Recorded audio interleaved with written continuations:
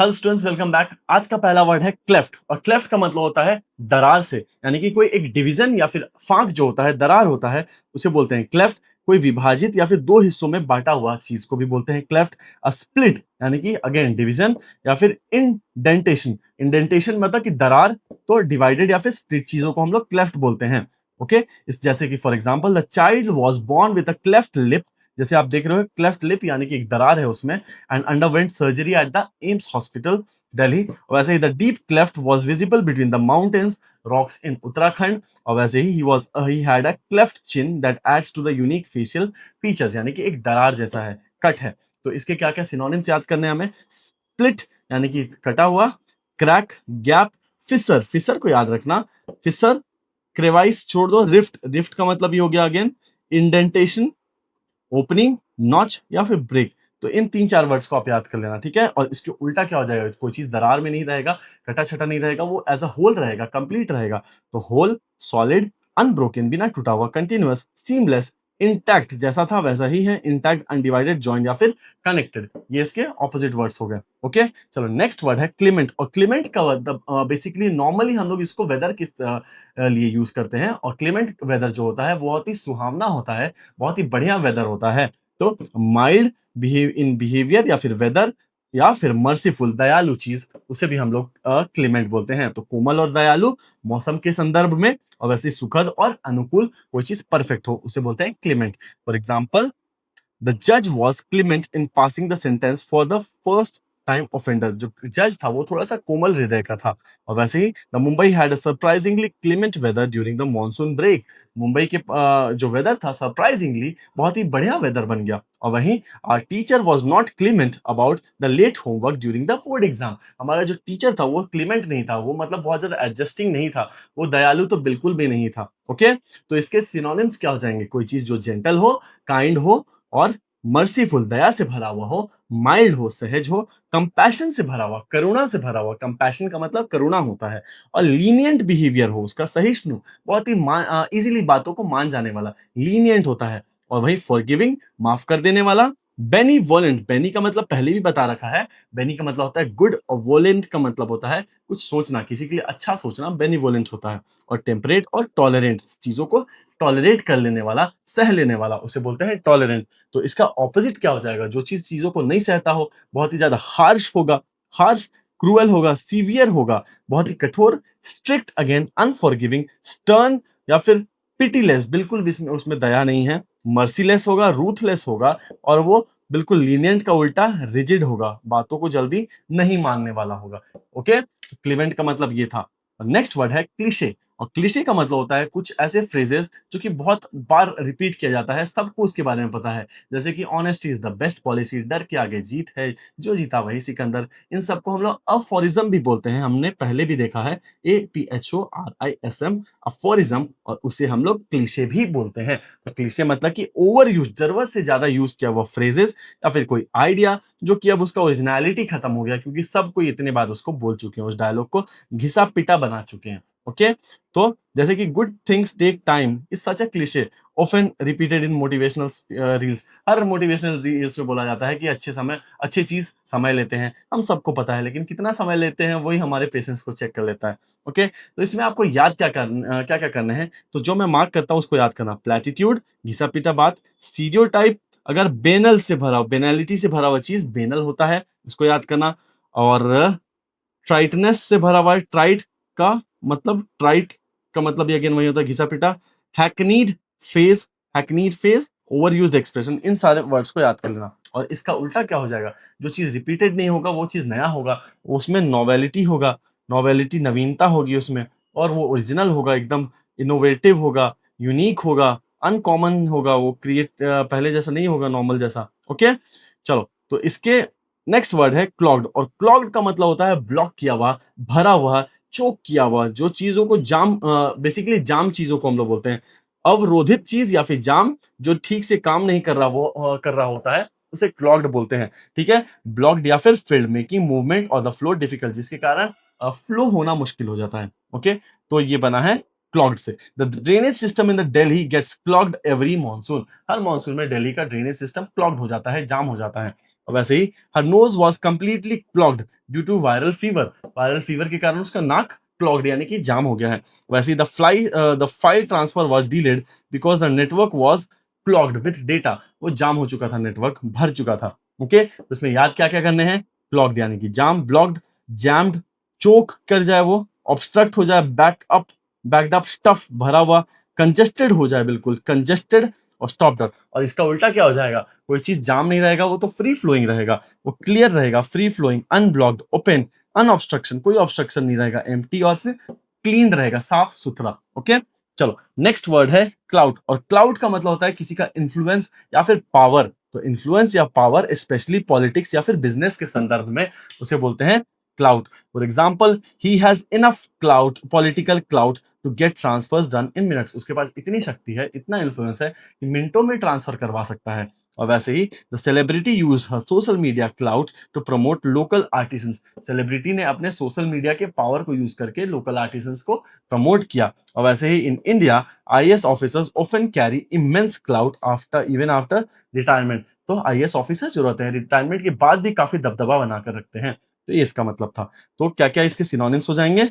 Influence, दबदबा, power, शक्ति, sway, दबदबा again, dominance, authority, leverage, prestige, weight, muscle, या फिर इंपैक्ट। तो इन सारे वर्ड्स को याद रखना। और इसका उल्टा क्या होगा? किसी का पावर नहीं होगा तो वो वीकनेस होगा, इनसिग्निफिकेंट होगा, महत्वहीन होगा। और पावरलेस, इंफीरियर यानी कि हीन भावना से भरा हुआ। इररिलेवेंस, जो अब रिलेवेंट, प्रासंगिक नहीं हो, अप्रासंगिक रहेगा। और वल्नरेबल यानी कि कमजोर रहेगा। तो ये सारे वर्ड्स थे। एक क्विक रिवीजन करते हैं और फिर इनसे रिलेटेड क्वेश्चन बनाते हैं। सबसे पहला क्लेफ्ट। क्लेफ्ट का मतलब था दरार, डिवीजन। और क्लीमेंट का मतलब कोई चीज जो अपने बिहेवियर में, अपने बर्ताव में, या फिर कोई मौसम जो बहुत ही सहज हो, बहुत ही मधुर हो। ओके, और दयालु हो पर्सन। और वहीं नेक्स्ट वर्ड है क्लीशे, यानी कि बहुत ही बार रिपीट किया गया सेंटेंसेस। और वही क्लॉग्ड का मतलब होता है जाम। और क्लाउड का मतलब होता है पॉलिटिकल पावर या फिर इन्फ्लुएंस किसी का। ओके, तो पहला क्वेश्चन है द जज showed a dash attitude and reduce the sentence for the first time offender.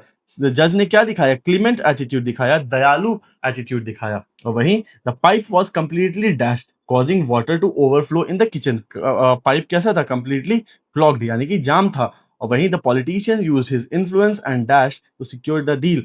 Politician ने अपने इन्फ्लुएंस और क्लाउड का इस्तेमाल करके डील को सील कर लिया और अश्योर कर लिया।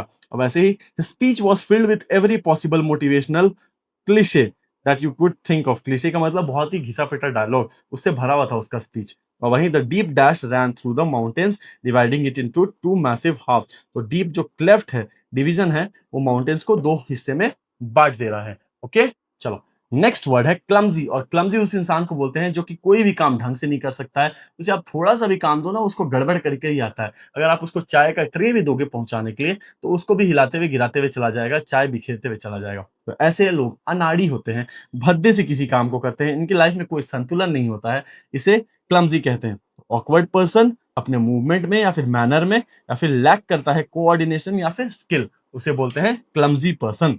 जैसे कि he gave a clumsy excuse for missing the test। उसने बहुत ही बेतुका सब बहाना बनाया टेस्ट मिस करने के लिए। और while serving the water at the wedding the clumsy boy spilled it on the groom। दूल्हे के ऊपर ही पानी गिरा दिया। और वहीं his clumsy dance moves made the audience giggle, जिसके कारण सब लोग हंस रहे थे। ओके, तो clumsy एक एडजेक्टिव हो गया।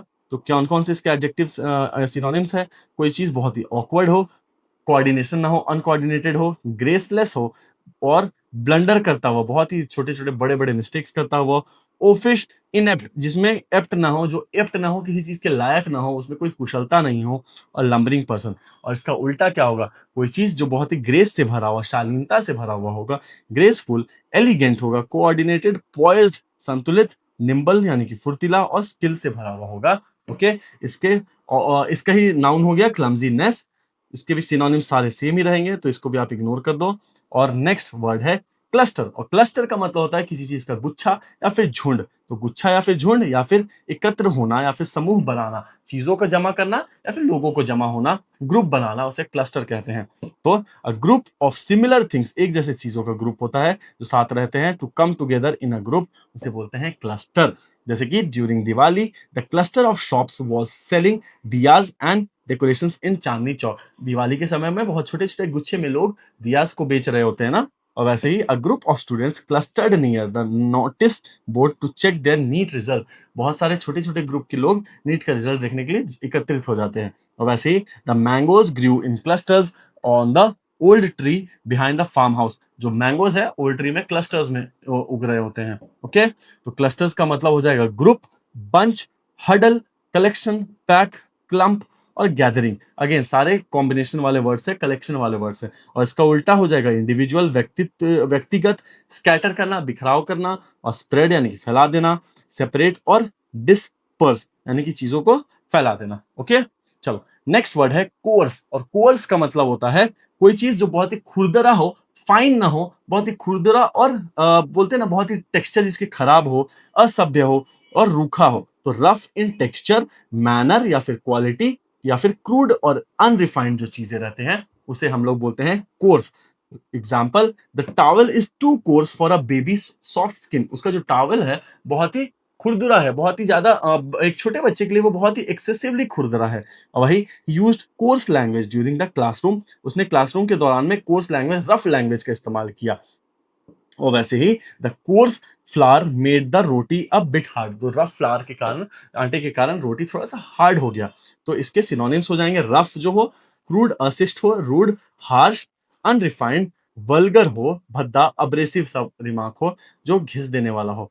और इसका उल्टा हो जाएगा स्मूथ रिफाइंड पॉलिश्ड हो, जेंटल डेलिकेट और एलिगेंट शालीनता से भरा हुआ।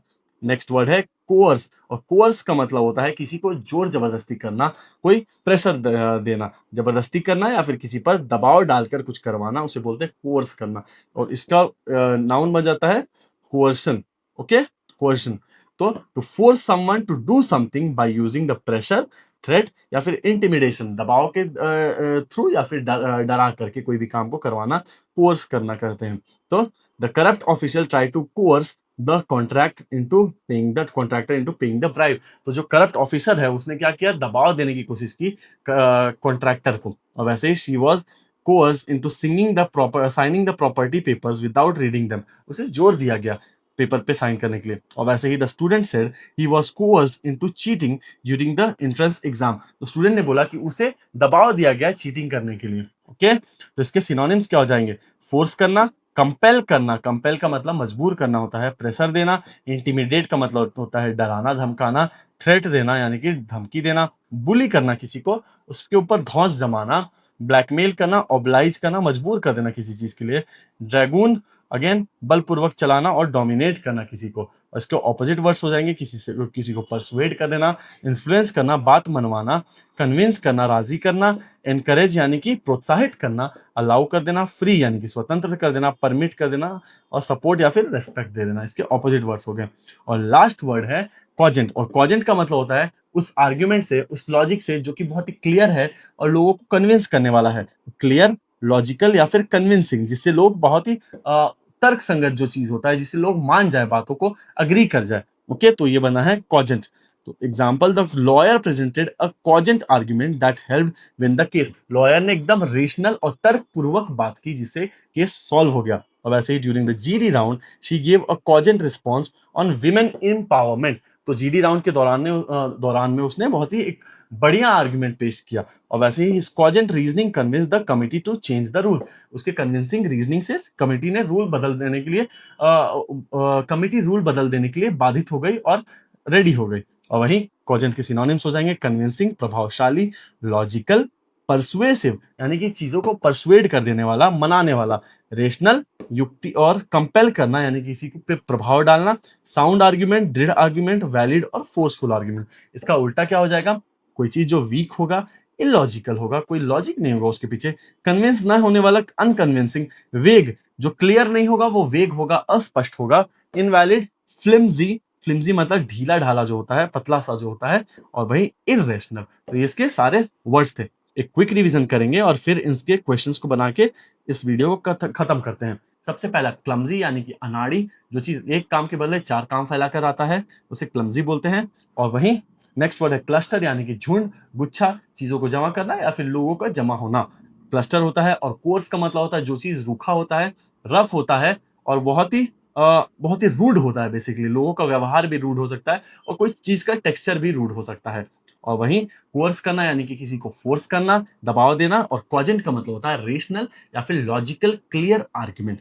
तो इसके पहला क्वेश्चन है the lawyer presented a dash argument. कैसा आर्ग्यूमेंट देगा? कॉजेंट आर्ग्यूमेंट यानी कि कन्विंसिंग आर्ग्यूमेंट देगा। और वहीं his dash attempt to pour tea resulted in a broken cup and a big mess. उसका क्लमजी अटेम्प्ट था, मतलब क्लमजी चीज बताया था ना, अनाड़ी सा चीज, उसके कारण चीज सब कुछ गड़बड़ हो जाता है। वैसे ही you cannot dash someone into confessing, it must be voluntary. आप किसी को फोर्स नहीं कर सकते हो कोई भी चीज कन्फेस करने के लिए, बातों को मानने के लिए। तो यू कैनॉट कोर्स यानी कि फोर्स नहीं कर सकते हो आप किसी को। वैसे ही a dash of students gathered near the notice board to check the result. A cluster एक गुच्छा होगा ना जमा, the cluster of students gather होते हैं। और लास्ट ऑप्शन है हिज कोर्स लैंग्वेज यानी कि उसका रफ लैंग्वेज के कारण मीटिंग में सारे लोग ऑडियंस शॉक्ड हो जाते हैं। ओके, तो गाइस ये थी आज की वीडियो, मिलते हैं अगले वीडियो में। Thank you so much.